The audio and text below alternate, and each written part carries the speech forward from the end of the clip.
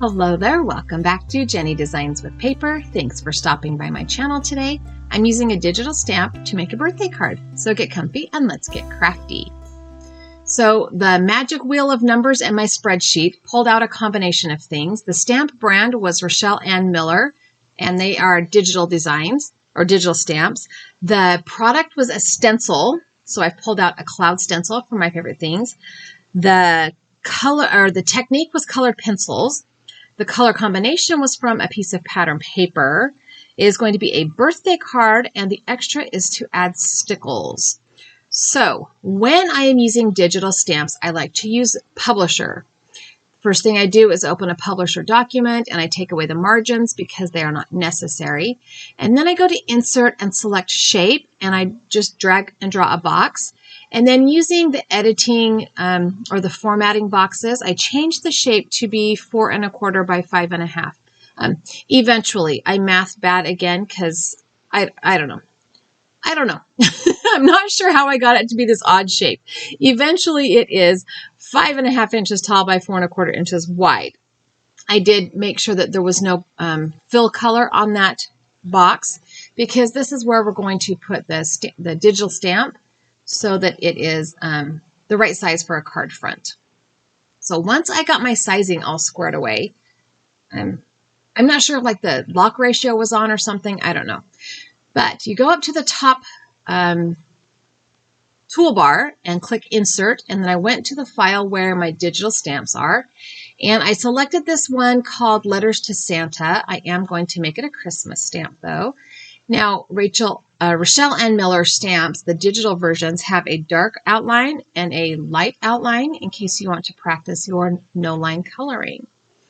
So I kind of centered this image into that box that I created. I shrunk it down. It's about 5 1/4 by 3 3/4 inches, give or take. I just kind of shrunk it down by using the corner tabs on it till it was the size I wanted it to be. And then I deleted that box frame because I don't need it, and I sent it to my printer. I have an Epson, the tankless inkjet printer. So now that I have it printed, while it was printing and the ink was drying, I gathered my supplies, but I'm going to cut the bottom half of that paper off. Now, here's where things kind of start to go sideways. I pulled out this MFT cloud stencil and a Cloudy Sky ink from Simon Says Stamp. And I forgot to wash my stencil last time I used it. So instead of having very light blue clouds on the background of this digital stamp, I have kind of purplish clouds, which even though it's not what I envisioned, I'm not hating it because where I live in Virginia, on those cloudy, snowy days, sometimes those clouds do look kind of more purple than gray or blue. So it works. For the coloring, I have all of the color combinations listed on my blog, and the link to that blog post will be in the description box below. But first, before we talk about the coloring, let's talk about these stamps. Rochelle Ann Miller stamps, I first was introduced to them when she was doing some design work for MFT Stamps. And I visited her blog a number of times, and I have purchased a few of her digital stamps. And today I was approved to be an affiliate for her shop. So in the text box below, you will find a link, an affiliate link to the Rochelle Ann Miller Designs stamp store and a 10% off coupon code. So go and check them out. They are really cute, and she's got lots and lots. And like I said, they have dark image or a dark outline or a lighter outline if you want to practice no line coloring, which I might have to do. I haven't done that in a long time. So now to the coloring part. For colored pencils.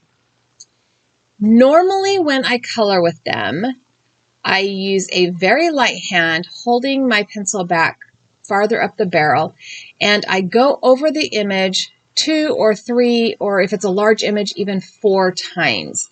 And I do that to get the pigment to blend and spread and fill in all of the gaps on the paper. This image, though, is kind of a more detailed image, and her images are a little more detailed than some others.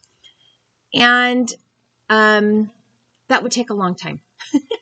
So instead, what I did was put down one layer of each of the colors in the combination that I chose, and then used a colorless blender pencil to blend it all out. That was the blender pencil does give you the ability to get that nice smooth blend. The only place I tried not to overuse that blending pencil was on the fur on the animals, because fur is not supposed to be smooth and flat. It's shaggy and dimensional.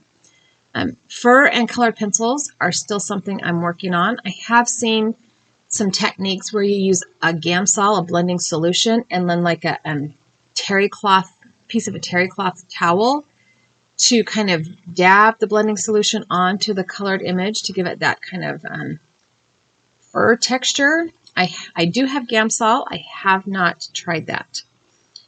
Another thing about colored pencils, the last card I made with the colored pencils, I used the Hammermill 110-pound cardstock, and I didn't love it. It felt like it was just taking a lot of pigment to get a nice colored image.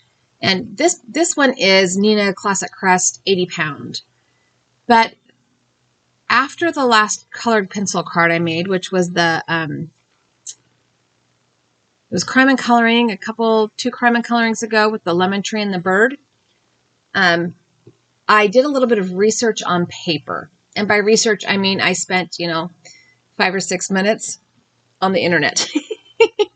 I did research might be a strong word for what I did, but I did go online and look at a couple of art blogs, and there are companies that make paper specifically for colored pencils.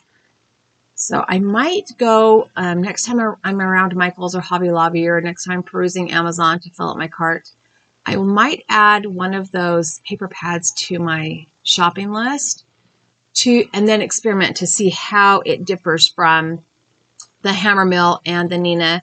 And even the one of the ones that was recommended was this gosh, what is it called? Hold on, let me find it.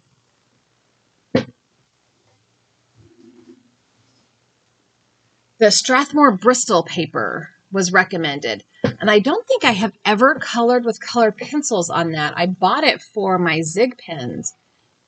So maybe I will try that out as well. But yeah, so paper, I guess paper matters. I don't know. The color combination. So this stamp set is called Letters to Santa, but I wanted to create, well, I didn't want to. The spreadsheet and random number wheel or generator, there we go, random number generator, told me I was making a birthday card today. So in order to take this Christmas intended stamp and make it into a birthday, like a winter birthday, I had to be cognizant of the color palette I was choosing. So I grabbed that scrap of pattern paper that I showed you at the beginning. It's like a diagonal. I think it's from Echo Park. I think it's an Echo Park piece. And it has a rainbow, a diagonal rainbow. So I chose the yellow, the pink, and the purple because I wanted the bird to be yellow. And purple and yellow are beautiful together because they're complementary colors. And pink is kind of in between them on the color wheel. That was literally the entirety of my thought process between of the color palette. I didn't want to use a ton of colors. The only other thing I added was red for the flag on the mailbox, a very light blue for the shadows in the snow, and then the cool grays for the mailbox itself. So when it was all colored, I pulled out my Lawn Fawn small stitched rectangle dies to crop this down to the image that was, more the size I saw or that I envisioned on the publisher page. And I'm going to go ahead and send this through my die cut machine. And while I've got my die cut machine on and my plates out, I'm going to go ahead and stamp and die the sentiment. I have a Honeybee Stamps. I think this was a freebie on one of my orders. Yeah, the October freebie stamp set. And it's Christmas, winter, birthday, holiday, best wishes, and then there's a coordinating die. So I went ahead and prepared a piece of black cardstock with my anti-static powder tool, and then I inked up birthday and wishes stamp set in white pigment ink, and I'm going to stamp them 2 times on this piece of scrap black cardstock, and then I'm going to white heat emboss it. And I did that just on black cardstock just to kind of pop it off the front of the card a little bit. Scene cards, you can either hide your sentiment or you really have to pop it out. You know, you either have to make the sentiment part of the scene or you have to pop it. And I like to use black cardstock for that. So I did go ahead and heat emboss that. And then I sent it through the die cut machine with the coordinating die, and I trimmed down the birthday word, and we're going to go ahead and assemble. So I've pulled out of my stash a piece of yellow cardstock. I don't know what color, I don't know what brand. I would guess Stampin' Up! Because that is still the majority of my cardstocks. I do have a few of other brands, but mostly they're Stampin' Up! Still. And I'm going to go ahead and use my ATG to put some double-sided adhesive down on the back of this card panel. My kids got a 3D printer for Christmas, and my son printed me an ATG holder for my pink ATG on my desk. So win-win. Once I have the panel down, I'm going to pull out my black Jelly Roll pen and put some of the detail back into the eyes of the characters, the critters. That's the only part I'm going through. And then the white, I picked a number 10 white pen. It's also a Jelly Roll to put the polka dots back into the bunny hat, because instead of trying to color around them, I just colored right over them and put them back in. And I added a couple little highlights to the bear's scarf. So for a sentiment, we are going to put birthday wishes right here atop of the card, the top left part of the card. And I'm using my Barely Arts glue. And this is the first time that it's been even a slightly clogged, and I didn't even have to work that hard to get it unclogged. So I'm still not mad about it. Still not mad about it. I know somewhere I have a sentiment that says sending you birthday wishes, but I couldn't remember which stamp set it was on. And well, you know, this one worked. So the last thing in my my wheel of creativity, or whatever you want to call it, is to add stickles. My favorite color of stickles is diamond stickles because they reflect the colors that you put it on top of. So this purple ribbon on the mailbox is going to look like it has purple glitter. And in the super tiny spaces, I used a pin. I like squeezed that stickles out on a scrap paper and then used a pin, like a sewing pin, to add it to the smaller spaces. I also added glitter to the bunny's hat and the bear's scarf. And that is the entirety of the card and a little bit of jibber jabber. So thanks for hanging out with me today. This was a really fun card to make, and I am in love with her design. So check out that link below. Thanks for hanging out with me. I hope you enjoyed the video. I have a couple of other videos here that I think you will like as well. I also have that subscribe button. If you haven't subscribed, I would love it if you did. Leave me a comment down below and tell me if you like digital stamps or if you've ever even used them. Give me a thumbs up and have a really great day.